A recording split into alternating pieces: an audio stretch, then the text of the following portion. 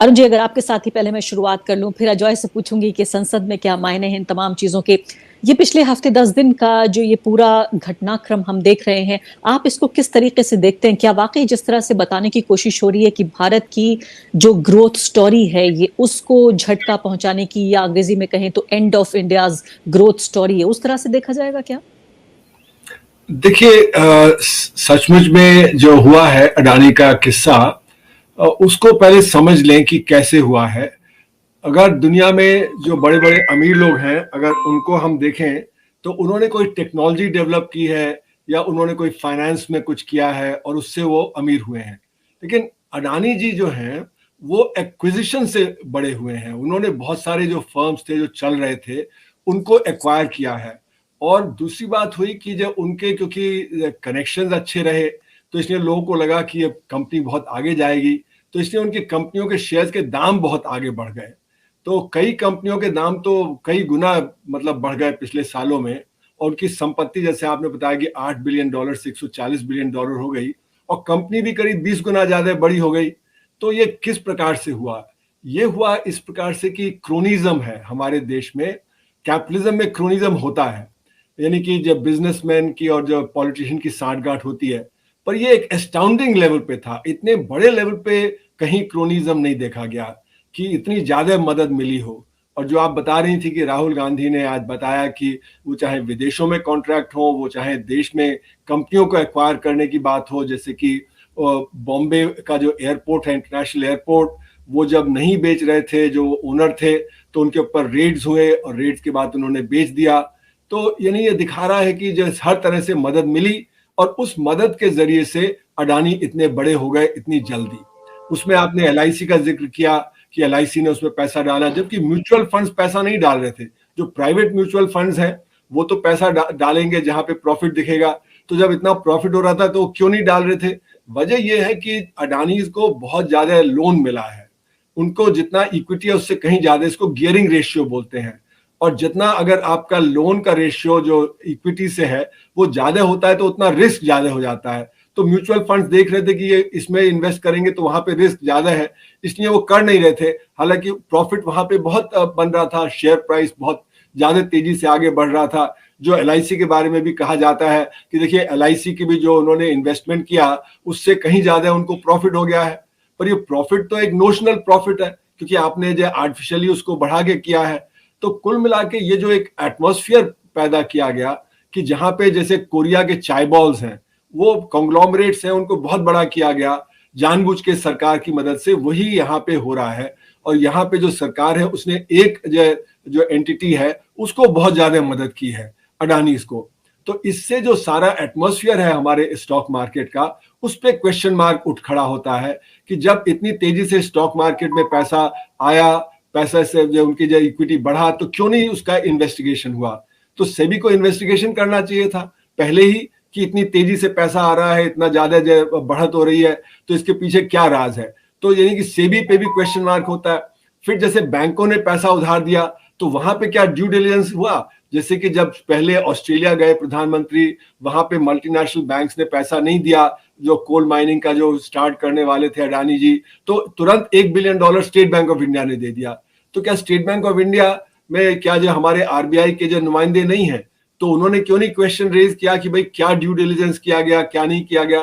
तो मेरा मानना है कि हमारी जो रेगुलेटरी एजेंसीज हैं उन पे भी सवाल उठ खड़े होते हैं। और हिंडनबर्ग ने कहा है कि जब पैसा बाहर जाता है फिर वो जब घूम के आ जाता है, शेल कंपनियां बाहर हैं, ऑडिटर हैं जो 22, 23, 24 साल के ऑडिटर, एज में 22, 23, 24 साल के हैं, जिन्होंने फ्रेश कंपनी फ्लोट करके और जो ये सारा अकाउंट को ऑडिट किया।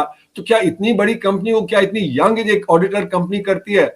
इतनी बड़ी कंपनी को ऑडिट करने के लिए तो बहुत एक्सपीरियंस्ड ऑडिटर चाहिए होते हैं, सारा पता।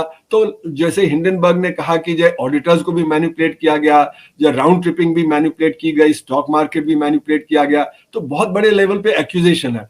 इसका असर ये होगा कि जो फॉरेन कैपिटल है वो इंडिया के जो स्टॉक मार्केट है उसको थोड़ा जो एक दृष्टिकोण उसका रहेगा कि पता नहीं यहाँ क्या क्या गड़बड़ होता है। अरुण कुमार जी, ये बताइए कि जिस तरह से राहुल गांधी ने एक ऑप्टिक्स के हिसाब से भी हम देखें तो फटाफट उन्होंने जो है वो निकाल लिया, एक पोस्टर निकाल लिया जिसमें फोटो निकाल लिया जिसमें नरेंद्र मोदी अडानी साथ साथ एक जहाज में देखे जा रहे हैं। पार्लियामेंट में उन्होंने कहा कि देखिए, पहले नरेंद्र मोदी अडानी के जहाज में बैठते थे जब मुख्यमंत्री थे, उसके बाद वो प्रधानमंत्री बने, और अब जो है प्रधानमंत्री के जहाज में अडानी बैठते हैं, तो कैसे ये एक राज्य स्तर की दोस्ती होकर फिर राष्ट्रीय स्तर की दोस्ती बन गई, अब अंतर्राष्ट्रीय स्तर की दोस्ती बन गई। उन्होंने बहुत ही आसान शब्दों में ये कनेक्शन तो बिठा दिया, लेकिन एक अर्थशास्त्री होने के नाते, जो कि गंभीर विषय पर गंभीर आपकी स्टडी होती है, उसमें आप मुझे बताइए कि क्या ऐसे कोई 5 बिंदु हैं जिनसे हम ये साबित कर सकें कि सत्ता और कारोबार की जो साठगांठ है, जो क्रोनी कैपिटलिज्म, क्योंकि ऐसा नहीं है कि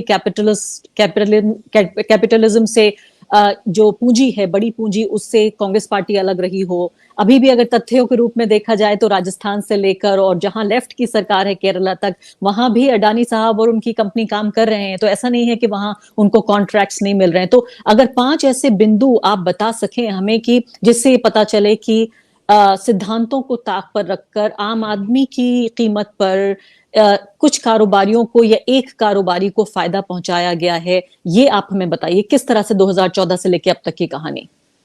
तो देखिए, सबसे पहली बात यह है कि उनको लोन मिला बैंकों से, जहां पे जल्दी से लोन मिल गया, जो अक्सर नहीं मिलता है। क्योंकि अगर आपका गियरिंग रेशियो, जिसको बोलते हैं कितना आपने लोन लिया और कितना आपका इक्विटी है, अगर वो बहुत ज्यादा होता है तो लोन बैंक नहीं देते हैं। यहाँ पे बैंकों से लोन मिला, पब्लिक सेक्टर बैंकों से ज्यादा मिला, प्राइवेट सेक्टर बैंकों ने इतना नहीं दिया। दूसरी बात, LIC ने इन्वेस्ट किया, जबकि म्यूचुअल फंड उसमें इन्वेस्ट नहीं कर रहे, जबकि म्यूचुअल फंड ज्यादा कंसर्न रहते हैं कि अगर कहीं प्रॉफिट ज्यादा बन रहा है तो वहां पे इन्वेस्ट करेंगे। तीसरी बात जो है कि पैसा बहुत सारा आया बाहर से, जो कि इन्वेस्ट किया गया अडानी की कंपनियों में, और वहां पे राउंड ट्रिपिंग का जो वो सवाल उठता है कि कितना पैसा देश से बाहर गया, और जो दुबई वगैरह में जहां पे कि अडानी जी के भाई बैठे हुए हैं और शेल कंपनी के जरिए से पैसा यहाँ पे आया, तो सेबी ने क्यों नहीं इन्वेस्टिगेट किया कि इतनी तेजी से दाम बढ़े हैं। फिर जो ऑडिटर हैं, ऑडिटर का बड़ा रोल होता है, क्योंकि ऑडिटर ही जब सर्टिफाई करते हैं कि अकाउंट्स वगैरह सब ठीक हैं। इतने यंग ऑडिटर्स जो 22, 23, 24 साल के ऑडिटर्स हैं, उसकी फर्म जो एक नई फर्म है, वहां से कैसे ऑडिटिंग हो रही है, न कि एक एक्सपीरियंस ऑडिटिंग फर्म से ऐसी हो रही है। और फिर जैसे कि कहा गया कि कैसे इतने सारे कॉन्ट्रैक्ट मिल गए, और जहां पे एक्सपीरियंस नहीं है अडानीज का, वो कंपनियां रन करने का, वो मुद्दे रन करने के, एयरपोर्ट वगैरह कैसे उनको मिल गए, और विदेशों में कैसे उनको कॉन्ट्रैक्ट मिले हैं, जहां जहां मोदी जी की विजिट होती है उसके तुरंत बाद उनको कॉन्ट्रैक्ट मिल जाते हैं। तो ये कुछ मुद्दे हैं जिनके ऊपर आम जनता को सोचना पड़ेगा कि कैसे हुआ। अब सवाल उठता है कि बीजेपी इसमें फंस रही है, प्रधानमंत्री को बचाएंगे वो लोग, तो क्या करेंगे? वो एक इंक्वायरी मुझे लगता है होगी, और वो इंक्वायरी जो होगी उसमें अपने लोग बिठा के इंक्वायरी से रिपोर्ट लिखवा सकते हैं, जिससे कि इंक्वायरी में ज्यादा कुछ निकले नहीं। तो उससे होगा क्या कि इंक्वायरी लंबी चलेगी, और उतने बीच में जनता जब थोड़ी थक जाएगी, परेशानी जब उनकी कम हो जाएगी, तो उसको फिर लीपापोती करके किया जा सकता है। तो मुझे लगता है लेकिन जेपीसी में तो ऑपोजिशन के लोग भी होंगे, जो ज्वाइंट पार्लियामेंट्री कमेटी बनेगी तो उसमें ऑपोजिशन की का भी प्रोपोर्शन होगा। जेपीसी, मुझे लगता है कि उसमें भी बीजेपी का डोमिनेशन होगा जितना लोकसभा में डोमिनेशन है। हमने पहले भी देखा जेपीसी में, जब ये बात उठी थी हर्षद मेहता के समय पे, तो एक वाक्य पे जेपीसी में बड़ी हंगामा हुआ कि I will not lose sleep over the rise of the stock market. एक सेंटेंस पे बड़ा हंगामा हुआ था, आपको याद होगा 93 में। तो अभी भी ये हो सकता है, और उस समय भी रामेश्वर ठाकुर को रिजाइन करना पड़ा था, फाइनेंस मिनिस्टर को रिजाइन नहीं करना पड़ा था। जो हर्षद मेहता का एपिसोड हुआ, उनको एक तरह से बलि का बकरा बना दिया था। तो ये भी हो सकता है कि अभी भी कुछ इसी तरह से किसी और को बलि का बकरा बना दिया जाए, अडानी को छोड़ दिया जाए, क्योंकि जेपीसी को भी डोमिनेट तो यही करेगा। इसलिए मेरा मानना है कि सुप्रीम कोर्ट मॉनिटर्ड इंक्वायरी के साथ ज्यादा चांस है कि वहां पे कुछ इंडिपेंडेंट जजेस उसमें रहे, तो हो सकता है कि कुछ बातें ज्यादा ठीक से खुलासा होके बाहर निकल आए।